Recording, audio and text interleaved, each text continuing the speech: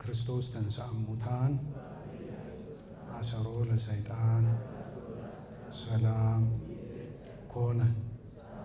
ክቡራን አይንተ እግዚአብሔር አባቶቻችን ካህናት፣ ወንድሞቻችን ዲያቆናት፣ መምህራን ወንጌል፣ ሊቃውንተ ቤተ ክርስቲያን ሁላችሁም በልዑል እግዚአብሔር ስም እንደምን ዋላችሁ? አሜን። በቸርነት በምህረት የሚሰበስበን ለትንሣኤው በዓል ያደረሰን የአባቶቻችን የቅዱሳን አምላክ ፈጣሪያችን አምላካችን መድኃኒታችን ኢየሱስ ክርስቶስ ከባህሪ አባቱ ከአብ ከባህሪ ሕይወቱ ከመንፈስ ቅዱስ ጋር ስሙ የተመሰገነ ይሁን። እንኳን አደረሳችሁ። እንግዲህ እንደ እግዚአብሔር አምላካችን ቅዱስ ፈቃድ ባለን ጊዜ ሐዋርያው ቅዱስ ጳውሎስ በአንደኛ ቆሮንቶስ መልእክቱ ምዕራፍ 15 ቁጥር 20 ላይ የተናገረውን ቃል መሰረት አድርገን እንማማራለን። የምስጢራት ባለቤት አምላካችን ልዑል እግዚአብሔር ለሁላችንም ምስጢሩን ጥበቡን በቸርነቱ ይግለጥልን። ቅዱስ ጳውሎስ በአንደኛ ቆሮንቶስ መልእክቱ ምዕራፍ 15 ቁጥር 20 ላይ ክርስቶስ ላንቀላፉት እንደ በኩራት ሆኖ ከሙታን ተነስቷል ይላል። ክርስቶስ ላንቀላፉት እንደ በኩራት ሆኖ ከሙታን ተነስቷል ይላል።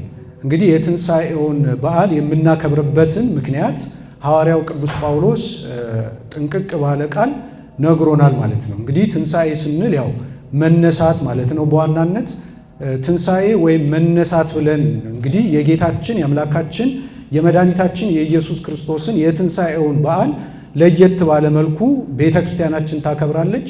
የምታከብርበት ደግሞ ምክንያት አላት። እንግዲህ የመጀመሪያው የትንሣኤውን በዓል በዚህ መልኩ የምናከብርበት ምክንያት ምንድን ነው ሲባል ሐዋርያው ቅዱስ ጳውሎስ ምንድን ነው ያለው? የጌታችን የመድኃኒታችን የኢየሱስ ክርስቶስ ትንሣኤ ለእኛ ምን ስለሆነ ነው? በኩር ስለሆነ ነው። በኩር ስለሆነ ነው ማለት ምን ማለት ነው? እኛ ራሳችን በትንሣኤ ዘጉባኤ ሞትን ድል አድርገን እንደምንነሳ ያወቅነው ወይም ደግሞ የተረጋገጠው በማን ትንሣኤ ነው? በጌታችን በኢየሱስ ክርስቶስ ትንሣኤ ነው።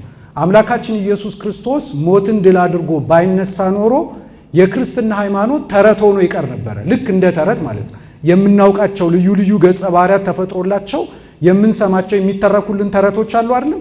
ልክ እንደዛ ሆኖ ይቀር ነበር።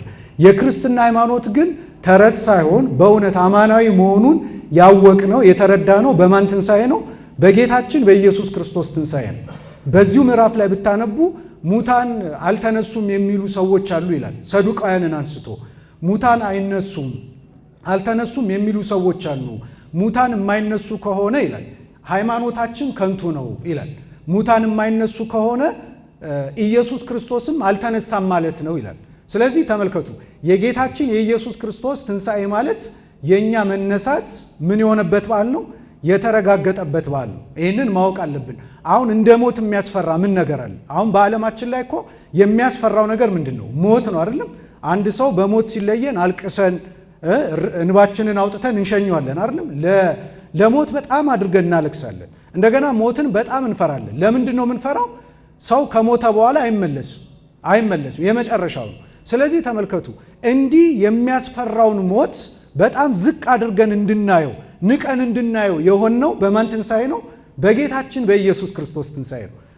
የሚደንቀው ሐዋርያው ቅዱስ ጳውሎስ በአንደኛ ተሰሎንቄ መልእክቱ በምዕራፍ 4 ከቁጥር 13 ጀምራችሁ ስታነቡ ሙታን ይነሳሉ ይላል። ሙታን ይነሳሉ ይላል። በትንሣኤ ዘጉባኤ ሙታን ይነሳሉ ይላል። ሙታን እንደሚነሱ እንደ ማስረጃ እንደ ማሳያ አድርጎ ያመጣ የማንን ትንሣኤ ነው? የጌታችን የኢየሱስ ክርስቶስን ትንሣኤ ነው። ምን ይላል? ኢየሱስ ክርስቶስ እንደሞተና እንደተነሳ ካመንን ይላል።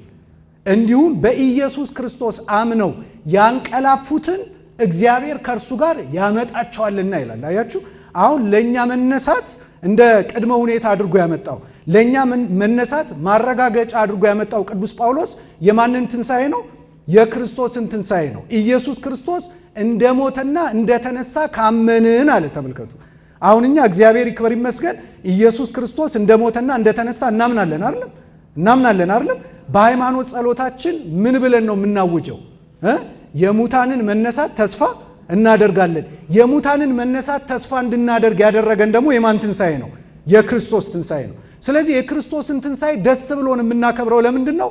ሞት ድል በመነሳት የተዋጠበት በዓል ስለሆነ ነው ይላል እዚያው ቆሮንቶስ 15ኛው ምዕራፍ ላይ ሞት ድል በመነሳት ተዋጠ ይላል። ሞት ድል በመነሳት የተዋጠው በማን ትንሣኤ ነው? በጌታችን በኢየሱስ ክርስቶስ ትንሣኤ ነው። ስለዚህ ምናል በኢየሱስ ክርስቶስ እንደሞተና እንደተነሳ ካመንን በኢየሱስ ክርስቶስ አምነው የሞቱትን እግዚአብሔር ከእርሱ ጋር ያመጣቸዋልና ይነሳሉ። ስለዚህ በዚህ ቃል ተጽናኑ ይላል ሙታን እንደሚነሱ። ስለዚህ የጌታችን የኢየሱስ ክርስቶስ ትንሣኤ ለእኛ ትንሣኤ ምንድን ነው ማለት ነው? እንደ በኩር ነው። ቅዱስ ጳውሎስ የነገረን ይህንን ነው። የሚደንቀው ከዚህ ጋር አያይዞ ሞት እንቅልፍ የተባለው በማን ሞት ነው? በጌታችን በኢየሱስ ክርስቶስ ሞት ነው። ስለዚህ በክርስትና ሃይማኖት ትምህርት ሞት ማለት ምን ማለት ነው? ልክ እንደ እንቅልፍ ነው የሚታየው። ሞትን እንደ እንቅልፍ እንድናየው ደግሞ ያደረገን ማን ነው? አምላካችን መድኃኒታችን ኢየሱስ ክርስቶስ ነው። ኢየሱስ ክርስቶስ ነው። ምን ይላል መሰላችሁ? ልበ አምላክ ክቡር ዳዊት ለምሳሌ ይሄ 50ም ቀን እንግዲያውም በምስባክ ይባላል። በመዝሙረ ዳዊት መዝሙር 77 ቁጥር 65 ላይ ቤተ ክርስቲያን የክርስቶስን ትንሣኤ የነቢዩ ዳዊትን ቃል አድርጋ ታውጃለች። ምን ብላ ነው የምታውጀው? እግዚአብሔር ከእንቅልፍ እንደሚነቃ ተነሳ። ማን ተነሳ? እግዚአብሔር ተነሳ። አሁን የተነሳው ማን ነው? እግዚአብሔር ተነሳ። አሁን በዚህ ምን አወቅን ማለት ነው? ተመልከቱ፣ የጌታችን የኢየሱስ ክርስቶስ ትንሣኤ የኛ ትንሣኤ የታወቀበት ትንሣኤ ነው አለን አይደለም? ሁለተኛ ደግሞ ሞትን እንቅልፍ ያደረገልን ማን ነው? አምላካችን ኢየሱስ ክርስቶስ ነው። ሁለተኛ ነጥብ። ሶስተኛ ደግሞ በጌታችን ትንሣኤ አምላካችን ኢየሱስ ክርስቶስ ምን መሆኑ ታወቀ? የባህሪ አምላክ መሆኑ ታወቀ። እግዚአብሔር መሆኑ ታወቀ። አሁን እኛ ማን ተነሳ ብለን ነው የምናምነው? እግዚአብሔር ተነሳ። ያችሁ እግዚአብሔር ከእንቅልፍ እንደሚነቃ ተነሳ ይላል። ከምን እንደሚነቃ? ከእንቅልፍ። ስለዚህ ሞትን እንቅልፍ ያደረገልን ማን ነው? ኢየሱስ ክርስቶስ ነው። ተመልከቱ፣ አሁን በክርስትና ሃይማኖት ትምህርት ሞት ምን እንደሆነ ይታወቃል። ለዚህ እኮ መፈላሰፍም አያስፈልግም። ሞት ምንድን ነው ብሎ መፈላሰፍም ሌላ እንደው ተጥባብተ ነገር ውስጥ መግባትም አያስፈልግም። አሁን ክርስትናው መለሰብልን። ዋት ኢዝ ዴዝ፣ ሞት ምንድን ነው የሚል ጥያቄ ውስጥ አንገባም። ሞት ምን መሆኑን ነገረን መጽሐፍ። ሞት ምንድን ነው? ሞት ምንድን ነው? ሞት እንቅልፍ ከሆነ መቃብር ደግሞ ምን ሊሆን ነው? እንደ መኝታ ቤት ሊሆን ነው። በጣም ይኸው የክርስትና ሃይማኖት አምላካችን ኢየሱስ ክርስቶስ በእውነት ክብር ምስጋና ይግባው። ይኸው ሞትን እንቅልፍ አደረገልን፣ መቃብርን ደግሞ ምን አደረገው? ልክ እንደ መኝታ ቤት አደረገው። ተመልከቱ፣ እግዚአብሔር ከእንቅልፍ እንደሚነቃ ተነሳ። አሁን አባቶቻችን ቅዱሳን ነቢያት የሰበኩት ስለ ክርስቶስ ትንሣኤ ማን ተነሳ ብለው ነው? እግዚአብሔር ተነሳ። እግዚአብሔር ከምን እንደሚነቃ ተነሳ? ከእንቅልፍ እንደሚነቃ ተነሳ። የጌታችን የኢየሱስ ክርስቶስ ሞት ምን ተባለ? እንቅልፍ ተባለ። የእኛም ሞት ምን ተባለ? እንቅልፍ ተባለ። የእኛ ሞት እንቅልፍ የተባለው የማን ሞት እንቅልፍ ስለተባለ ነው? የእርሱን ሞት እንቅልፍ አድርጎ የእኛንም ሞት እንቅልፍ አደረገልን። እንዴት እንዳቀለለው ሞትን ተመልከቱ። ለዚህ እኮ ነው አባቶቻችን ቅዱሳን ሐዋርያት ልሄድ ከክርስቶስ ጋር ልኖር እናፍቃለሁ ብለው የተናገሩት። ነው በቅዱሳት መጻሕፍት ስታነቡ ስለ አልዓዛር ስለ ወዳጁም ሲናገር እኮ ወዳጄ አልዓዛር ተኝቷል እቀሰቅሰውም ዘንድ እሄዳለሁ አለ። ስለዚህ የእኛም ሞት ምንድን ነው ማለት ነው? እንቅልፍ ነው። እግዚአብሔር ከእንቅልፍ እንደሚነቃ ተነሳ። ስለዚህ ሞትን ምን አደረገልን? እንቅልፍ አደረገልን። ጌታችን ኢየሱስ ክርስቶስ በትንሣኤው ምኑን ገለጠልን? እግዚአብሔርነቱን ገለጠልን። ስለዚህ እኛ ምን ብለን እናምናለን? እግዚአብሔር ተነሳ ብለን እናምናለን ማለት ነው። የክርስትና ሃይማኖት መሰረት ይሄ ነው። ቀጥሎ ምንድን ነው የሚለው? የወይን ስካር እንደተወው እንደ ኃያልም ሰው ይላል። የምን ስካር እንደተወው? የወይን ስካር እንደተወው ነው። እንደሚለው ብዙ ጊዜ ምን የሚያመለክት ቃል ነው? ማነጻጸሪያ ነው። አሁን የወይን ስካር እንደተወው እንደ ኃያልም ሰው ሲል የጌታችን የኢየሱስ ክርስቶስ መነሳት ከምን ጋር ነው የተነጻጸረው? የወይን ስካር ጥሎት እንደተነሳ ሰው ነው። ስለዚህ አሁን ጌታችን መድኃኒታችን ኢየሱስ ክርስቶስ ሞቱ በምን ተመሰለ? በስካር ተመሰለ። አያችሁ፣ ኖህ በወይን ጠጅ ሰክሮ ወደቀ። ተመልከቱ እንግዲህ ለሱ የወይን ጠጁ ይቺን ጽዋ ልጠጣት አለኝ ብሎ ተናግሮ የለ። ስለዚህ ሞቱ እንደምንድን ናት? እንደ ወይን ጠጅ ናት። ሞቱ የወይን ጠጅ ሆና በእኔና በእናንተ ፍቅር አምላካችን ኢየሱስ ክርስቶስ ምን ሆነ? ሞተ፣ ወደ መቃብር ወረደልን። ኃያል ወልድን ፍቅር ሳበው፣ እስከ ሞትም አደረሰው። ከዚህ የሚበልጥ ፍቅር ለማንም የለውም ብሎ ክርስቶስ አስተምሮናል ራሱ። ስለዚህ ምንድነው በዘላለም ፍቅር ወድጄሻለሁ ይላል በብሉይ ኪዳን በነቢዩ ሕዝቅኤል አንደበት። በዘላለም ፍቅር ወድጄሻለሁ፣ ስለዚህም በቸርነት ሳብኩሽ ይላል። እግዚአብሔር እኮ ወደደን። የወደደን ደግሞ እስከ ምን ድረስ ነው? እስከ ሞት ድረስ ወደደን። እስከ መቃብር ድረስ ወደደን። እስከ ሞት ድረስ ወዶ ለእኛ ብሎ ወደ ምን ወረደ? ወደ መቃብር ወረደ። በቃ በፍቅር ወደቀ ኢየሱስ ክርስቶስ። ኖህ በወይን ጠጅ ሰክሮ እንደወደቀ ኢየሱስ ክርስቶስ ደግሞ ስለኛ በፍቅር ወደቀልን። እነ ከነአን እነ ካም የአባታቸውን ኀፍረት አይተው ምን አደረጉ? ራቁትነት አይተው ምን አደረጉ? ተሳለቁ፣ አይደለም ሳቁ። ልክ እንዲሁ አይሁድም የጌታችን የኢየሱስ ክርስቶስን እርቃኑን መሰቀል አይተው ምን አድርገዋል? አሹፈዋል፣ ቀልደዋል፣ አፊዘዋል። ልክ እንደ ያፌትና እንደነ ያፌት እንደነ ሴም ደግሞ ፀሐይ፣ ጨረቃ፣ ከዋክብት ምን አድርገዋል? ለምሳሌ ፀሐይ ምን ሆነች? ጨለመች። ጨረቃስ ደም ሆነች። ከዋክብትስ እንደ ቃሪያ ፍሬ ረገፉ። ተፈጥሮ ራሱ ደነገጠ። ቅዱስ ገብርኤል አደነቀ። ቅዱስ ገብርኤል አደነቀ። ቅዱስ ሚካኤልም አደነቀ። ቅዱሳን መላእክት አደነቁ። ያው እነዚህ ተመልከቱ፣ ግዕዛን የሌላቸው የአምልኮ ጠባይ የሌላቸው ፍጥረታት እንኳን ደነገጡ። ፀሐይ ጨለመች፣ ጨረቃ ደም ሆነች፣ ከዋክብት እንደ ቃሪያ ፍሬ ረገፉ። ስለዚህ እነዚህ ፍጥረታት እንደማን ሆኑ ማለት ነው? እንደነ ሴም እንደነ ያፌት ሆኑ። ሁለተኛም ደግሞ እንደ ሴም እንደ ያፌት እነማን ነው የሆኑት? እነ ኒቆዲሞስ እነ ዮሴፍ ጌታችንን የገነዙት ማለት። ስለዚህ ተመልከቱ፣ የወይን ስካር እንደተወው እንደ ኃያልም ሰው ቀጥሎ ምን አለ? ጠላቶቹን በኋላቸው መታ፣ የዘላለምንም ሐሳር ሰጣቸው። አያችሁ የትንሣኤውን ኃይል። አሁን የጌታችን የኢየሱስ ክርስቶስ እግዚአብሔርነት ታወቀበት፣ ለእኛ የሰጠን ፍቅሩ ታወቀበት፣ ተገለጠበት።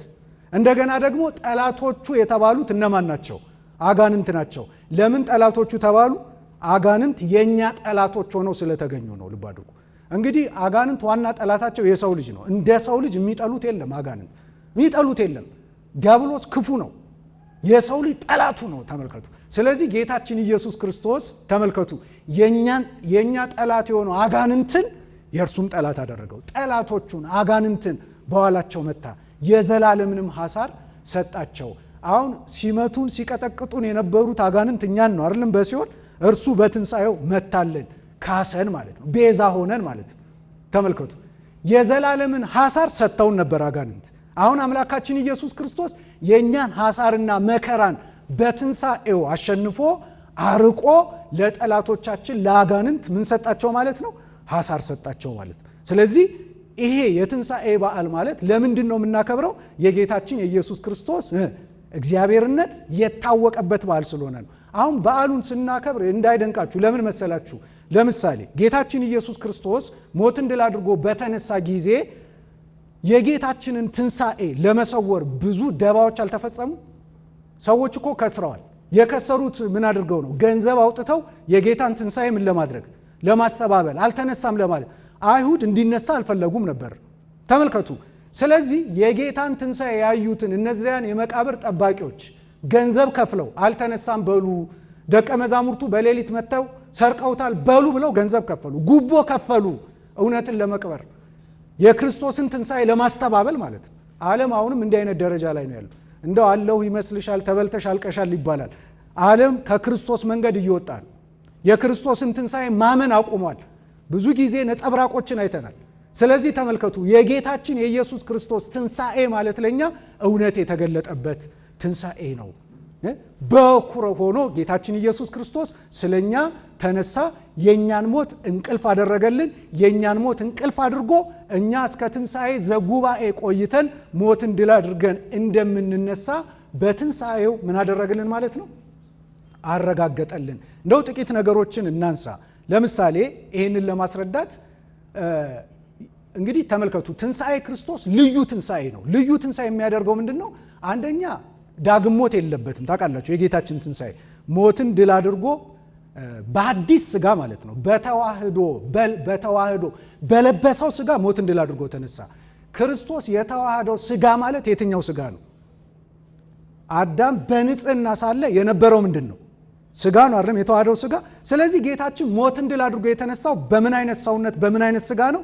በአዲስ ስጋ የተደረገ ትንሣኤ ነው። ሰውነታችንን አደሰልን ማለት ነው። እኛንም ወደፊት የሚያስነሳን እንዴት ነው? እንደርሱ አድርጎ ያስነሳናል። ተመልከቱ። ስለዚህ ዳግም ሞት የለበትም። የመጀመሪያው ደረጃ ትንሣኤ ዘጉባኤንም አይጠብቅም። አሁን በቅዱሳት መጻሕፍት እኮ ብዙ ሙታን ተነስተዋል። ጌታችን ኢየሱስ ክርስቶስ ሙታንን አላስነሳም? ለምሳሌ ወልደ መበለትን የመበለቲቱን ልጅ አስነስቷል አይደለም?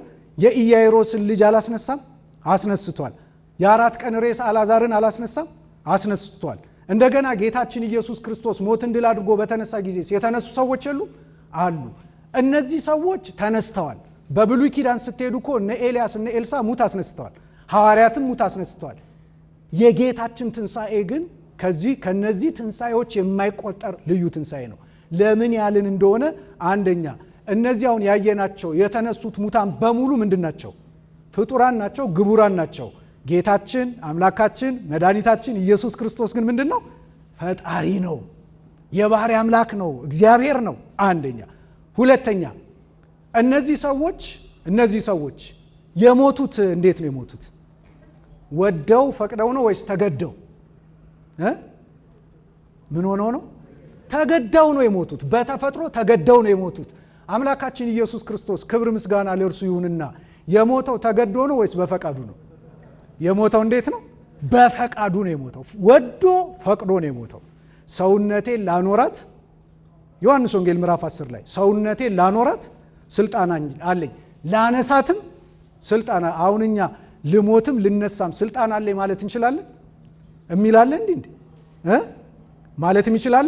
የለም። ተመልከቱ፣ ማንም እንዲህ ማለት አይችልም። ጌታችን ግን የባህሪ አምላክ ስለሆነ የሞተው በፈቃዱ ስለሆነ ምን አለ? ላኖራት ስልጣን አለኝ ላነሳትም ስልጣን አለኝ። አሁን እነዚህ ያየናቸው ግን የተነሱት በእግዚአብሔር ኃይል እንጂ በራሳቸው ኃይል አይደለም። እንደገና የሚደንቃችሁ ነገር ሞቱ፣ ተነሱ በእግዚአብሔር ኃይል። ከተነሱ በኋላ ጥቂት ጊዜ ኖረው እንደገና ምን ይሆናሉ? ይሞታሉ አይደለም? ሙተው ምን ይጠብቃሉ? ትንሣኤ ዘጉባኤን ይጠብቃሉ። ክርስቶስ ግን አምላካችን፣ ፈጣሪያችን፣ አምባችን፣ መጠጊያችን፣ ክብራችን፣ ዘውዳችን፣ ትንሣኤያችን ኢየሱስ ክርስቶስ ግን ክብር ይግባውና የትንሣኤ ዘጉባኤን ትንሣኤ ሊያረጋግጥልን ሞትን ድል አድርጎ ምን ሆነ? ተነሳ። አንድ ነጥብ እናንሳና ትምህርቱን ወደ ማጠቃለል እንምጣ። ለምሳሌ ይህንን ያነሳበትን ነገር እኔ አልዓዛርን እናውቃለን። ለምሳሌ ጌታችን ኢየሱስ ክርስቶስ አልዓዛርን ከሙት ሲያስነሳው አልዓዛር ከመቃብር የወጣው ከነምኑ ነው? ዮሐንስ ወንጌል ምዕራፍ 11 ላይ ከነመግነዙ አይደለም? ከነምኑ ነው የወጣው? መቃብሩን እንዲከፈት ያደረገው ክርስቶስ ነው መጀመሪያ ደረጃ። ሁለተኛ አልዓዛርን ተነስ ያለው ማን ነው? ኢየሱስ ክርስቶስ ነው። እሱ ካዘዘ ማን ይቀራል? ውጣ ከመቃብርም ካለህ እኮ ትወጣለህ። እግዚአብሔር ያስነሳል በእውነት። አሁን ዛሬ መቃብር ማለት ክደት ነው። መቃብር ማለት ኑፋቄ ነው። መቃብር ማለት ትዕቢት ነው። መቃብር ማለት እብሪት ነው። መቃብር ማለት ማን አህሎኝ ማለት ነው። እንደው ክርስቶስን እኮ የሚመካ ቢኖር በማን ይመካ? እንደው የሚመካ ቢኖር በማን ይመካ? በስልጣኑ ይመካ የሚል አለ፣ በጉልበቱ የሚመካ የሚል አለ፣ በኃይሉ ይመካ የሚል አለ። በእውነት የሚመካ ቢኖር በሹመቱ ይመካ የሚል አለ። እኛ እኮ ክርስትናችን ተበላሽቷል በእውነት። የሚመካ ቢኖር በእግዚአብሔር ይመካ፣ በክርስቶስ ይመካ። ለምን? ከመቃብር ያወጣላ ክርስቶስ። አልዓዛርን እናውጣል። ከነምን ወጣ አልዓዛር? ይገርማል። መግነዙን እንደያዘ ወጣ። ለምን ይመስላችኋል መግነዙን ይዞ የወጣው? መግነዝ የምን ዕቃ ነው? መግነዝ የመቃብር ዕቃ አይደለም። መግነዝ ሲባል ከመቃብር ጋር የተያያዘ ነው። ስለዚህ አልዓዛር ያችን የመቃብር ዕቃውን ይዞ የወጣው ለምንድን ነው? ዳግም ስለሚሞት ነው። ዳግም ስለሚሞት መግነዙን ይዞ ወጣ። ክብር ይግባውና ጌታችን ኢየሱስ ክርስቶስ ግን ሲነሳ መግነዝ ፍቱልኝ አላለም። መቃብር ክፈቱልኝ አላለም። በሕቱም መቃብር እንደተቀበረ በሕቱም መቃብር ተነሳ። በሕቱም ድንግልና እንደተጸነሰና እንደተወለደ ማለት ነው። በሕቱም መቃብር እንደተቀበረ በሕቱም መቃብር ምን አደረገ? መቃብሩን እንኳን ምን አላደረገው? ረቂቅ መለኮትን የተዋሃደ ስጋ ስለሆነ ሞትን ድል አድርጎ ተነሳ። መግነዝ ፍቱልኝ አላለም። መቃብር ክፈቱልኝ አላለም። መግነዙን በምን ጥሎ ነው የወጣው? የት ጥሎ ነው የወጣው? በመቃብሩ ጥሎት ወጣ ነው። አሁን እዚህ ጋር የሚነሳ ጥያቄ አለ። አልዓዛርን ከነመግነዙ እንዲወጣ አድርጎት እርሱ ራሱ ሲነሳ ግን መግነዙን ጥሎ ለምን ወጣ የሚል ጥያቄ ቢነሳ በዋናነት አልዓዛር መግነዙን ይዞ የወጣው ለምንድን ነው? እንደገና ይሞታል። ስለዚህ መግነዙ ታስፈልገዋለች። ክርስቶስ ግን መግነዙን ጥሎ የተነሳው ለምንድን ነው? ክብር ይግባውና ዳግም ሞት የለበትም። ይሄንን ይዛው ሊቃውንቱ ምን ይላሉ? የክርስቶስ ሞት እንቅልፍ ተብሏል፣ መነሳቱ ትንሣኤ ተብሏል። የክርስቶስ ሞት እንቅልፍ ከሆነ መቃብር ቅድም ወዳነሳ ነው መቃብር ምን ሆነ ማለት ነው? እግዚአብሔር ይክበር ይመስገን መቃብርን አቀለለልን። መቃብር ያስፈራል አይደል? አሁን መቃብር አያስፈራም? በጣም ያስፈራል። ወደ መቃብር እኮ ብንሄድ ጥሩ ስሜት አይሰማንም አይደለም? እንደገና ደግሞ መቃብር ቢከፈት ምንድን ነው ያለው? የፈረሰ አይደለም? ለዓይን የሚከፋ ለአፍንጫ የሚከረፋ ነገር ነው ያለው። መቃብር ምንም ደስ አሰኝም። አሁን ግን መቃብር ተናቃያችሁ። ምን አለ ልበ አምላክ ክቡር ዳዊት ይህን ተስፋ አድርጎ በጨለማና በሞት ጥላ መካከል እንኳን ብሄድ አንተ ከኔ ጋር ነህና ክፉን ግን መቃብርን አልፈራም ያለው ለምንድን ነው? አንተ ከማን ጋር ነህ? ከእኔ ጋር ነህ። ስለዚህ መቃብርን ብገባ እኔ አልፈራም። ለምን መሰላችሁ? መቃብር እንዲህ የተናቀው መቃብር እንዲህ የቀለለው ለምንድን ነው ካላችሁኝ በጌታችን በኢየሱስ ክርስቶስ ትንሣኤ ነው። ያው ሞቱ እንቅልፍ ተባለ። አሁን እኔን አናሎጂውን እንውሰድና እናቁም። ሞቱ እንቅልፍ ከተባለ ቅድም እንዳልነው መቃብር ምን ሊሆን ነው ማለት ነው? እንዴ ቀላል እኮ ነው አይደል? ሞት እንቅልፍ ከተባለ ሰው ሲያንቀላፋ ምኑ ነው የሚታየው? መኝታ ቤቱ አይደለም አይደለም፣ አልጋው እንዳቅሙ መተኛው ነው አይደል የሚታየው። ስለዚህ ሞት እንቅልፍ ከሆነ ጌታችን ሞት እንቅልፍ እንደሆነ ካሳየን መቃብሩ ምን ሊሆን ነው? መቃብር ምን ሊሆን ነው? በቃ መኝታ ቤት ነው። ስለዚህ በክርስትና ሃይማኖት መቃብርን እንደ መኝታ ቤት እንድናየው ያደረገን ማን ነው? እግዚአብሔር ኢየሱስ ክርስቶስ ነው። ይህን ደግሞ ያሳየው በምንድን ነው? አስቀድሞ በነቢያት ትንቢት አናገረ።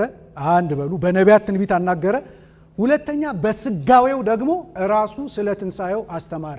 ይህን ቤተ መቅደስ አፍርሱት፣ በሶስተኛው ቀን አነሳዋለሁ፣ ሰውነቴን ላኖራት ስልጣን አለኝ፣ ላነሳትም ስልጣን አለኝ። አይደለም እንዴ? ስለዚህ ራሱም ስለ ትንሣኤው አስተማረ። ቅዱሳን መላእክትስ ስለ ትንሣኤው አልመሰከሩ?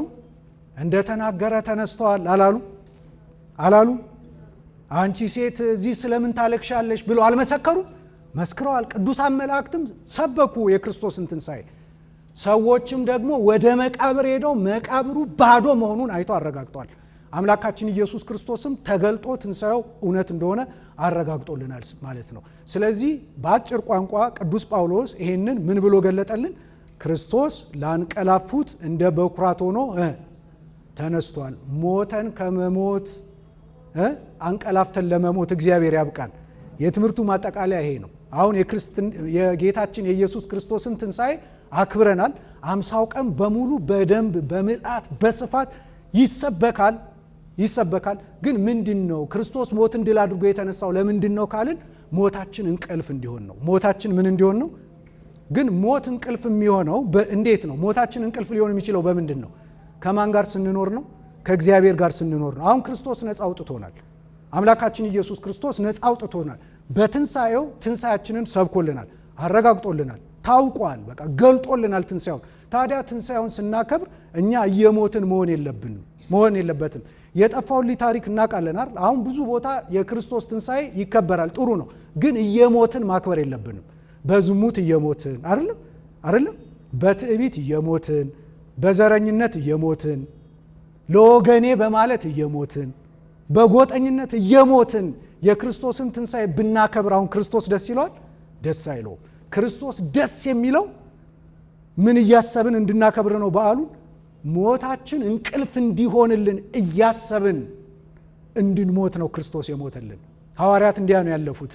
አለበለዛ የጠፋው ልጅ ከጠፋበት ሲመለስ ታስታውሱ እንደሆነ ሞቶ ነበር ተብሏል። አሁን ተመልከቱ፣ እግዚአብሔር እኮ ይሰውር። አንዳንዴ መሞታችንን እኮ ራሱ አለማወቃችን እንቅፋት እኮ ነው የሚሆን። በጣም የሚያሳዝን ነገር ነው። በአዲስ ኪዳንም ይህን ሲያጠነክር ቅዱስ ጳውሎስ ምን ይላል? እዚያ ኤፌሶን ምዕራፍ 2 ቁጥር 1 ላይ በኃጢአታችሁ ሳላችሁ ሙታን ናችሁ ይላል። ሙታን ነበራችሁ አይልም? ስለዚህ ሰው በኃጢአት ካለ ምንድን ነው ማለት ነው? ምውት ነው።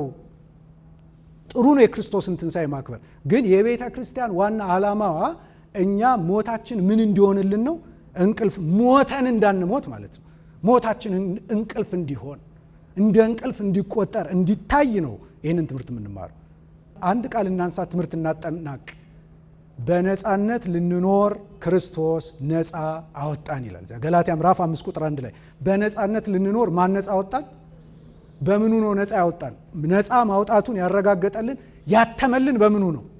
በትንሣኤው ታተመ። በቃ ከዲያብሎስ አገዛዝ ባርነት ነፃ አወጣን። በነፃነት ልንኖር ክርስቶስ ነፃ አወጣን ይላል። እንግዲህ ጸንታችሁ ቁሙ ይላል። ይሄ ነው ዋናው ሐሳብ። ጸንታችሁ ቁሙ። ነፃ አውጥቶናል ክርስቶስ። ስለዚህ ጸንተን እንቁም። በሃይማኖት ጸንተን እንቁም። በሕገ ወንጌል ጸንተን እንቁም። በምግባር ጸንተን እንቁም። በአገልግሎት ጸንተን እንቁም። ዳግመኛም በባርነት ቀንበር አትያዙ። በነፃነት ልንኖር ክርስቶስ ነፃ አወጣን። እንግዲህ ጸንታችሁ ቁሙ። ዳግመኛ በባርነት ቀንበር አትያዙ። ሞት አይቀርም አይደል? ሞት ይቀራል። ሁላችንም ተራ ይዘናል፣ ሰልፍ ይዘናል። ግን አምላካችን ኢየሱስ ክርስቶስ ክብር ምስጋና ይግባው ሞትን እንዳንፈራ ሞታችንን ምን አድርጎልናል? ስለዚህ አንድ ክርስቲያን ሲሞትና ወደ መቃብር ሲገባ ማለት መኝታ ቤቱ ገባ ነው የሚባለው። በቃ እፎይ እስከ ምን ድረስ? እስከ ትንሣኤ ዘጉባኤ። እውነት ሐሰት፣ እውነት ሐሰት። በኩራችን የሆነ አምላካችን ጌታችን መድኃኒታችን ፈጣሪያችን ንጉሳችን አምባችን ክብራችን ኢየሱስ ክርስቶስን አምልከን በሃይማኖት ጸንተን በምግባር ቀንተን ከወደቅንበት ተነስተን በክብር ለመጠራት ያብቃን። የእግዚአብሔር ቸርነት የእመቤታችን አማላጅነት አይለየን።